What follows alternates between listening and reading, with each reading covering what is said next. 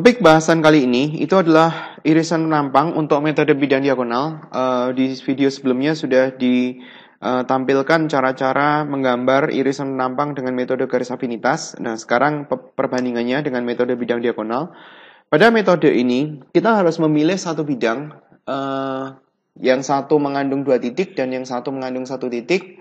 Kalau metode garis afinitas itu adalah perpotongan mereka dengan bidang alas. Nah, kalau yang metode bidang diagonal ini dengan bidang apapun. Jadi kita pertama-tama kita perlu merangkai titik-titik yang dia itu terletak sebidang, baru kita tentuin kemudian titik-titik yang diperlukan untuk menyambung bidang-bidang itu. Ambil contoh untuk ini, kita mau bikin irisan penampang yang melalui P, C, dan H. Kita hubungkan dulu garis yang dia itu bisa dihubungkan segaris. Saya mau pakai pen warna biru supaya dia sama dengan yang sebelumnya. PC kita hubungkan karena dia terletak sebidang.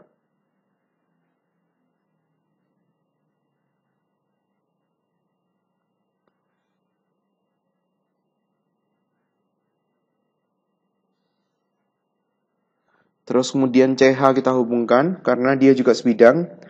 Nah, sekarang kalau kita lihat ini, siapa yang belum terhubung? Dalam hal ini yang belum terhubung adalah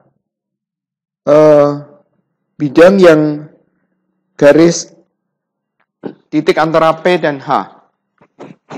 Titik antara P dan H itu kita harus berpikir apakah dia itu ada bidang yang memuat 2 titik dan bidang yang memuat 1 titik, yaitu ada P dan C kita bisa bikin sebidang, yaitu bidangnya itu terletak di alas. Terus kemudian H itu terletak sebidang sendiri, dan kita mencari yang kalau bisa bidangnya itu bisa langsung berpotongan dan kelihatan. Jadi dalam hal ini bidang H terletak di bidang ADHE. Nah, antara mereka berdua itu kan ada persekutuan. Alas sama ADHE. Perpotongannya di mana? Yaitu adalah di AD. Dalam hal ini kita bisa perpanjang AD, itu adalah langkah yang kedua. Terus kemudian kita mencari perpotongan dengan bidang yang memuat garis, yaitu dalam hal ini adalah PC. Jadi kalau misalkan kita perpanjang, maka dia ketemu di sini. Dan titik ini, itu adalah titik yang merupakan persekutuan untuk mereka berdua. Jadi kita bisa hubungin titik ini ke H. Pada saat kita hubungin ke H, berarti kita ada titik bantu titik H. Terus kemudian di sini kita bisa nyambung antara P dengan titik baru itu.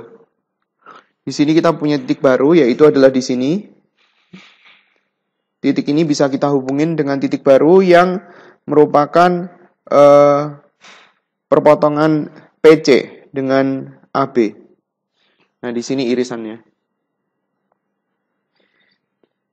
Kalau kita lihat antara metode bidang diagonal dan metode garis afinitas, itu dia akan menghasilkan irisan penampang yang sama. Ini metode bidang diagonal, ini yang sudah dikerjain sebelumnya metode garis afinitas. Bentuknya sama. Terus kemudian saya kasih contoh ke soal yang lain.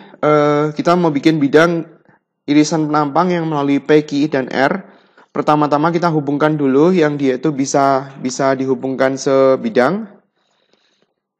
Q dan R bisa, P dan Q maksudnya. Di sini kita punya titik baru, yaitu adalah titik di sepanjang garis AD. Di sini.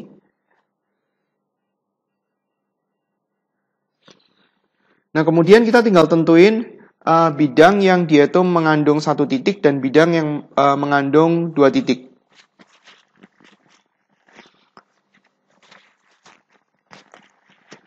Misalnya saya mau menghubungkan antara P dan R mungkin. Oh, enggak. Kita punya bidang di samping kiri dan belakang. Bidang yang di samping kiri itu adalah bidang PQ. Terus kemudian bidang yang di belakang itu adalah R. Ini di bidang samping kiri yaitu adalah bidang ADHE. Terus kemudian R itu terletak di bidang belakang, CDHG. CDHG. Jadi kalau misalkan kita mau mencari titik barunya, langkah yang kedua adalah kita mencari garis perpotongan antara ADHE dan CDHG. Itu perpotongannya adalah di DH. Jadi DH ini itu dipotongin sama PQ karena itu adalah bidang yang memuat garis. Jadi DH kita perpanjang, dipotongin dengan PQ. Ketemu nggak ya? Nggak ketemu. Jadi saya ganti langkahnya, saya nggak menggunakan langkah itu lagi karena dia nggak ketemu di bidangnya. Kalau metode garis afinitas, dia harus dibantu dengan, mungkin kita bisa nyari dari titik yang berbeda. Nah ini juga sama, saya mau ganti.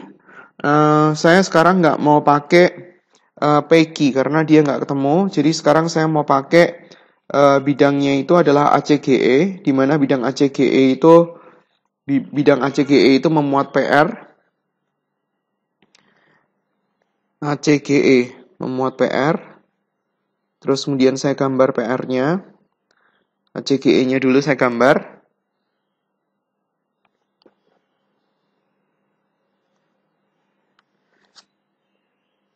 Ini PR.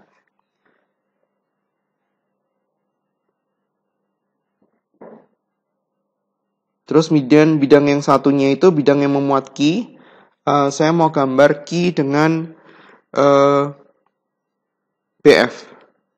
Karena saya mau mencari titik baru di BF. Jadi Q dengan BF, saya bikin bidang seperti ini.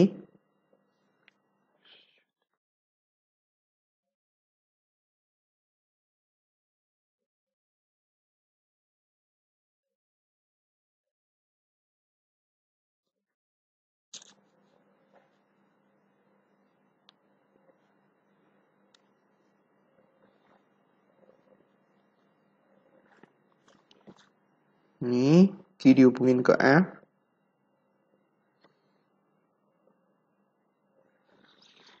Dan kita cari tahu perpotongan bidang yang hijau dan bidang yang merah.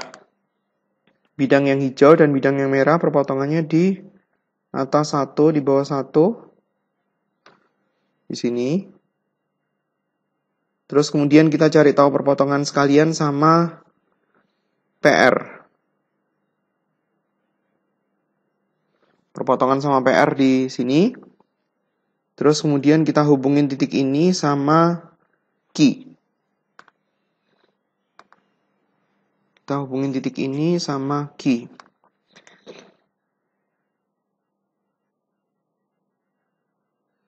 Berarti dia muncul titik baru di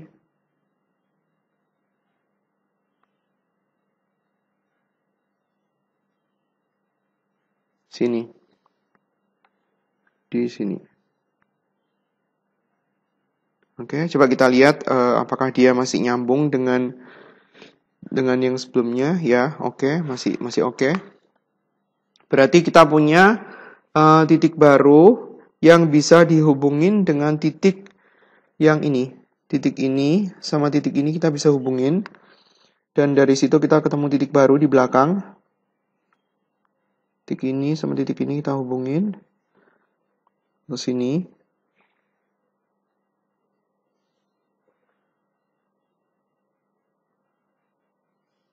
Ya. Terus kemudian dia bisa disambungin dengan R. Karena dia sebidang. Terus kemudian yang belum nyambung lagi yang mana ya? Yang belum nyambung lagi adalah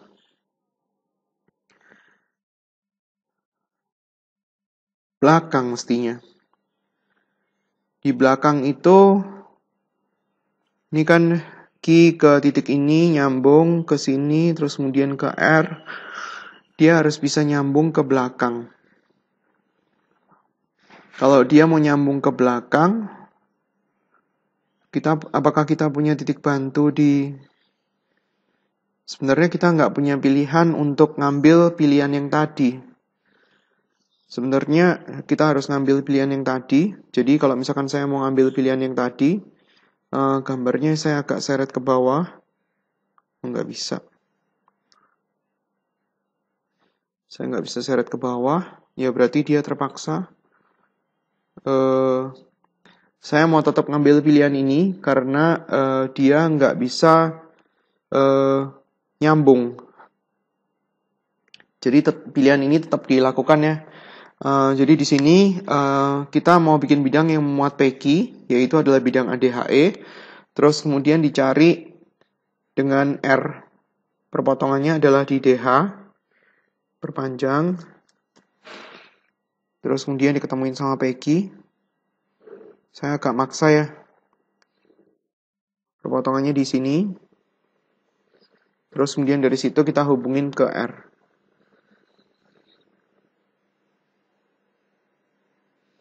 Hubungin ke R, maka kita dapat titik baru di bidang belakang. Jadi gambarnya akan seperti ini. Ini dihubungin ke Q.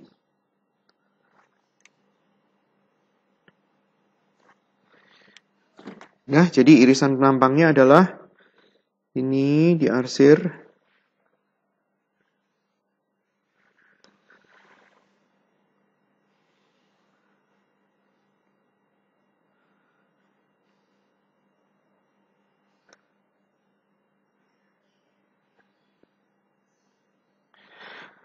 Coba kita lihat segi berapa. 1, 2, 3, 4, 5. Segi 5. Jawaban daripada metode garis afinitas 1, 2, 3, 4, 5. Sama.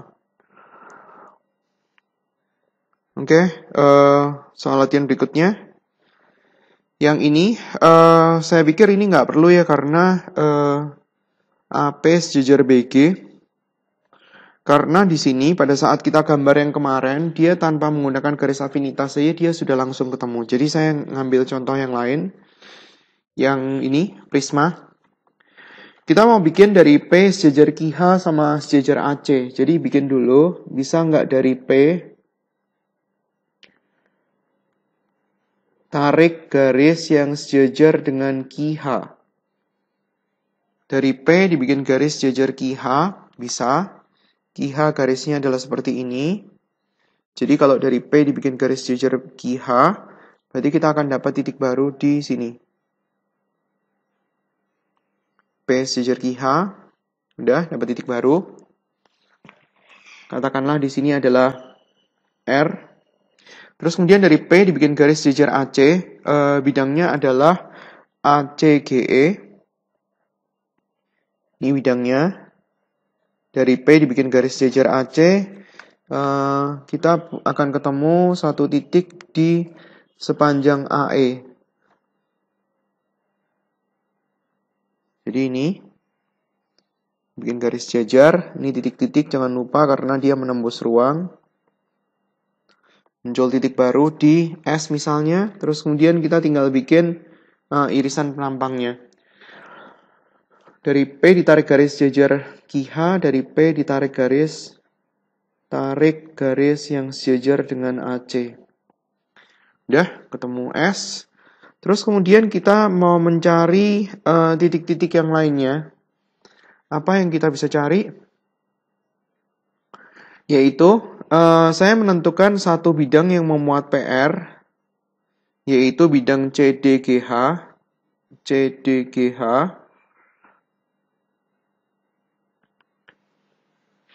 SPR.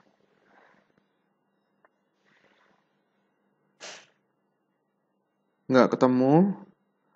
Berarti saya memanfaatkan SP aja, nggak jadi. Saya mau menggunakan bidang yang memuat PS dan R. R-nya itu saya pisah sendiri. PS-nya itu bidangnya adalah ACGE, numpang bidang yang sudah ada. R-nya itu bidangnya saya mau bikin sendiri. R dihubungkan dengan F, yaitu bidangnya, katakanlah bidang baru. Saya mau bikin bidang baru itu. Misalnya bidangnya ini, karena kita mau bikin dia yang berpotongan. F ke sini, terus kemudian ditarik ke bawah.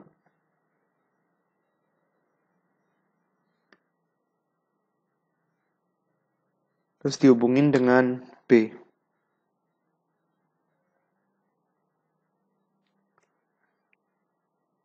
Ya.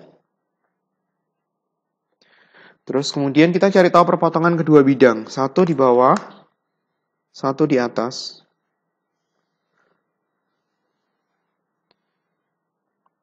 Satu di bawah dan satu di atas. Berarti adalah ini garisnya. Kemudian dipotongin dengan garis yang satu bidang, yaitu adalah PS. Ketemunya di sini. Terus kemudian kita bikin garis yang dari R ke titik itu. Dari R ke titik itu, berarti di agak bawah ya.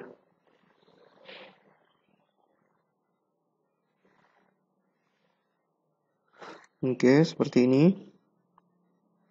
Titik-titik garisnya.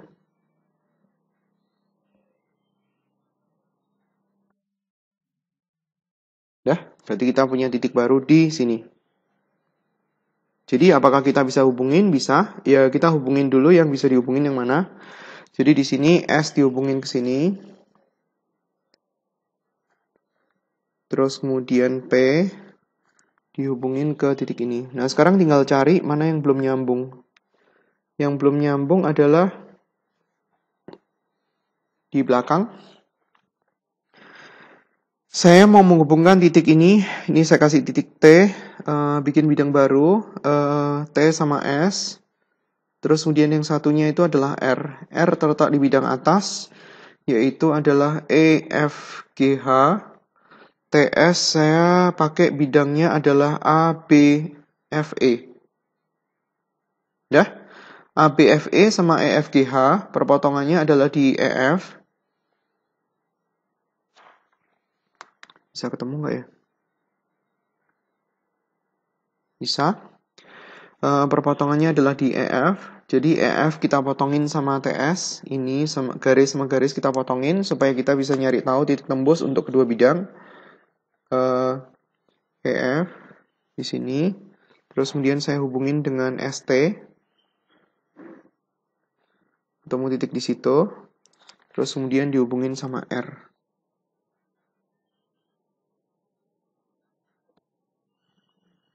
Ya.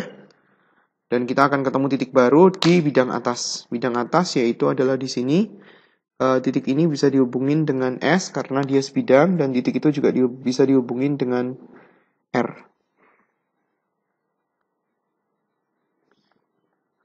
Ya. Jadi hasil irisan penampangnya adalah seperti ini.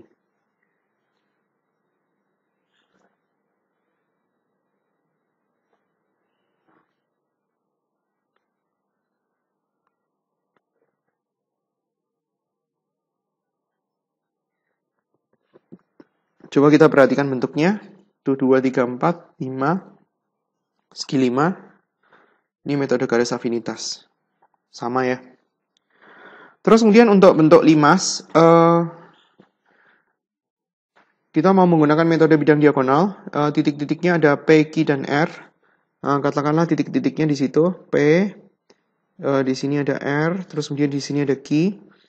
Hubungan dulu yang dia itu sebidang. Nggak ada. Berarti saya mau bikin paduan antara PR dengan Q. Q-nya sendirian. PR itu bidangnya adalah TAE. Terus kemudian saya mau bikin Q itu adalah TFC. TAE saya bikin pakai warna hijau.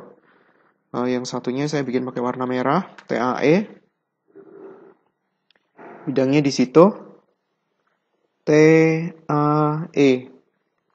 Terus kemudian bidang yang memuat Q adalah bidang TFC. Bidang TFC.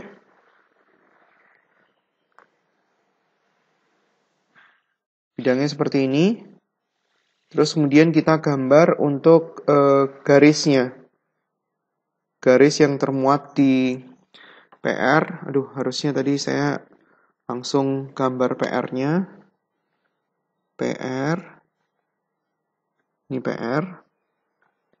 Terus kemudian kita cari tahu perpotongan antara bidang yang merah dengan bidang yang hijau. Di sini satu di titik T dan satu di titik alas. Terus kemudian setelah di sini kita hubungin sama Q ke titik itu. Nanti kita akan ketemu titik baru di sepanjang garis TF. Di sini.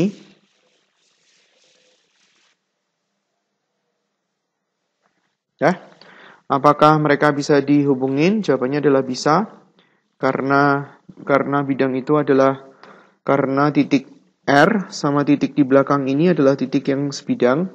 Jadi kita bisa gambar ya, kita hubungin dulu. Supaya kita bisa tahu mana-mana yang titik yang belum terhubung. Ini sudah terhubung, sama P sudah terhubung. Terus kemudian mana lagi yang dia belum terhubung ya? Yang belum terhubung adalah di sepanjang TD. Jadi sekarang saya mau menggunakan bidang Q-nya tetap, bidang yang merah. Terus kemudian yang TAD, saya menggunakan bidang yang warna oranye. Seperti ini.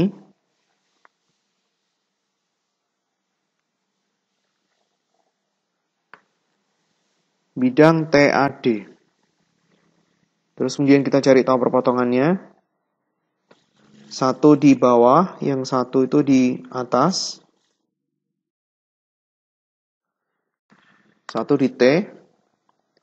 Terus kemudian kita menggunakan garis yang ditarik dari Q tadi. Ini. Dipotongin dengan garis yang Q tadi, ketemu titik di sini. Dari titik di sini dihubungin sama P. Sampai menyentuh semua sisi daripada TAD. Jadi dia ketemu di sini.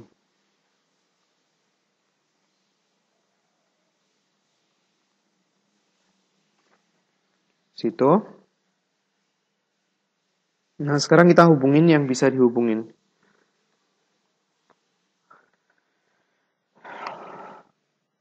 R ke sini. R ke titik yang oranye. Terus kemudian titik yang oranye ke Q. Karena dia sebidang. Ya. Terus mana lagi yang belum terhubung? Ini garisnya garis lurus. Karena dia kelihatan. Yang mana lagi yang belum terhubung? Yaitu adalah TP. P sama Q belum bisa dihubungkan gara-gara belum sebidang. Jadi saya butuh bantuan di TB. Bidangnya saya akan tetap pakai PR. Di sini saya kasih titik-titik aja supaya nggak bingung. Titik yang di belakang saya kasih S. Terus kemudian di sini saya kasih M. Terus kemudian di sini saya pakai PR. Bidang yang memuat PR yaitu adalah bidang yang hijau dengan bidang yang memuat S. Yang di sini 2 titik, yang di sini 1 titik. Bidang yang memuat PR saya pakai TAD. Bidang yang memuat S saya mau pakai TFB. Ya, saya gambar lagi. Ungu kali. Jadi gambar BF. Cari tahu perpotongan. Perpotongan antara TAD sama TFB. Yang TAD. Sorry, PR bidangnya bukan TAD ya. Bidangnya adalah TAE. Bidang yang hijau. TAE sama TFB yang ungu, berarti dia ketemunya satu di bawah, satu di atas. Sini. Terus kemudian garis perpotongannya saya kasih N gitu kali. Garis perpotongannya adalah TN. Terus kemudian kita cari tahu perpotongan antara ini sama PR. TN sama PR. Waduh, gambarnya nggak karuan. Di sini dihubungin sama S. Waduh, gambarnya nggak karuan. Gambarnya kecil sekali. Ini dihubungin sama S sampai menyentuh semua sisi daripada TBF. Jadi ketemu titik baru di sini. Ini kalau kita hubungin,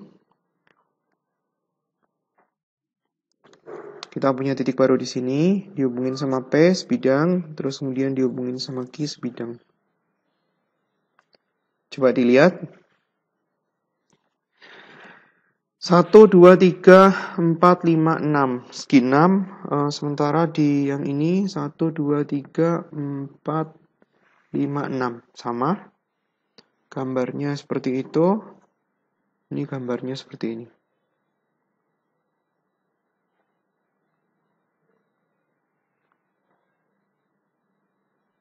Nah.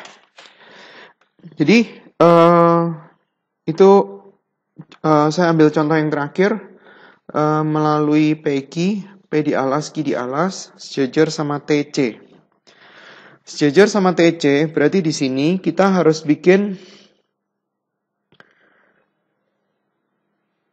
ini titiknya kan masih ada 3, titiknya masih ada 2, PQ, TC. Berarti kita harus bikin, cari titik yang dia itu muncul lagi 1, karena dia kurang. Jadi kalau misalkan kita mau cari, saya mau mencari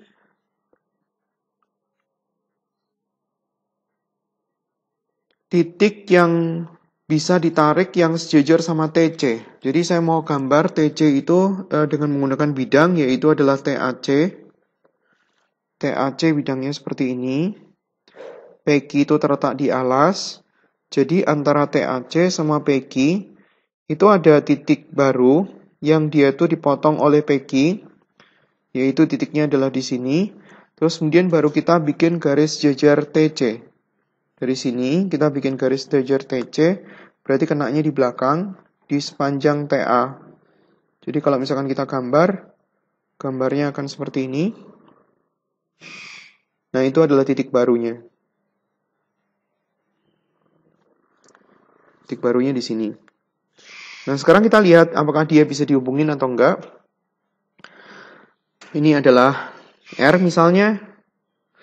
Jadi sekarang saya mau bikin bidang yang memuat PQ, yaitu bidangnya adalah bidang alas. Terus kemudian yang satunya memuat R, itu saya menggunakan TAB. Alas dengan TAB, perpotongannya di AB. Terus kemudian kita potongin dia sama PQ.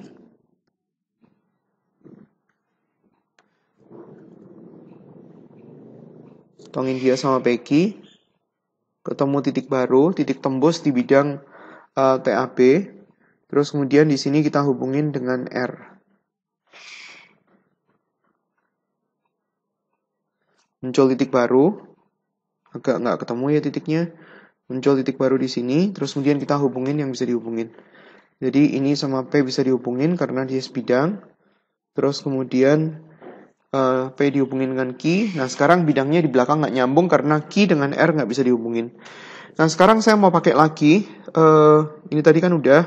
Sekarang saya mau pakai lagi PQ. PQ itu terletak di alas, terus kemudian ada R, tapi R-nya terletak di bidang TAD. Ini persekutuannya adalah AD, terus kemudian AD kita potongin sama PQ. Persekutuannya AD. AD kita potongin sama PQ. Ini adalah titik tembus antara bidang alas dengan bidang belakang, bidang TAD. Dihubungin dengan ini. Garisnya titik-titik.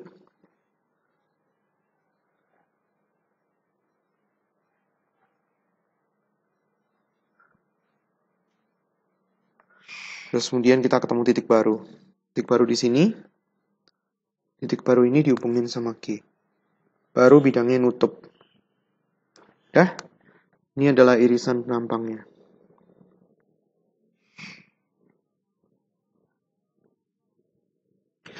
Jadi kalau kita membandingkan antara metode bidang diagonal dan metode ini 1, 2, 3, 4, 5, segi 5. Ini metode garis afinitas juga sama gambarnya. Jadi kalau misalkan kita mau membandingkan antara metode bidang diagonal maupun metode garis afinitas, metode bidang diagonal, ini metode bidang diagonal, kelebihannya adalah dia garisnya nggak melebar. Garis-garisnya itu terkumpul di bidang.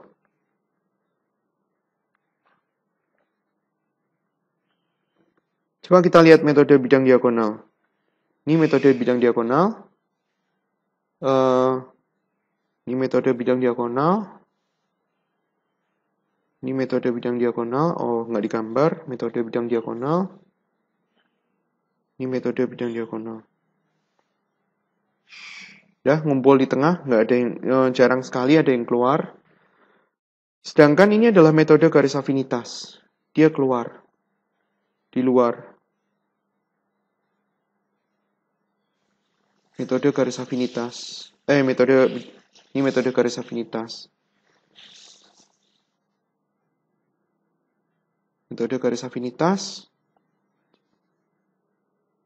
Ini metode garis afinitas. Ada beberapa garisnya yang di luar, tapi terserah, ini adalah pilihan. Jadi kalau metode yang irisan penampang, garis-garisnya itu terkumpul di dalam bidang. Sementara metode garis afinitas itu dia ada yang pasti ada yang keluar daripada bidang. Sedangkan kelemahannya adalah kalau misalkan garisnya itu ada banyak, kalau garis ada banyak,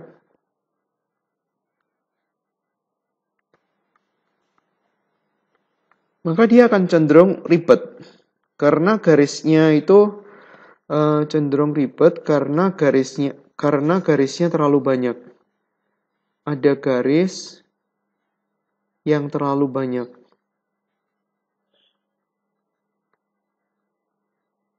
Di dalam bidang. Contohnya kayak seperti tadi yang saya gambar di limas. Mana tadi yang di limas? Nih. Itu kan mulai ribet kan? Sementara kalau kita bandingin dengan metode garis afinitas, garisnya bagus. Nah, itu adalah perbandingannya. Jadi, kelemahan yang di irisan penampang itu berarti kebalikan dengan yang di garis afinitas. Itu tinggal bandingin antara mereka berdua.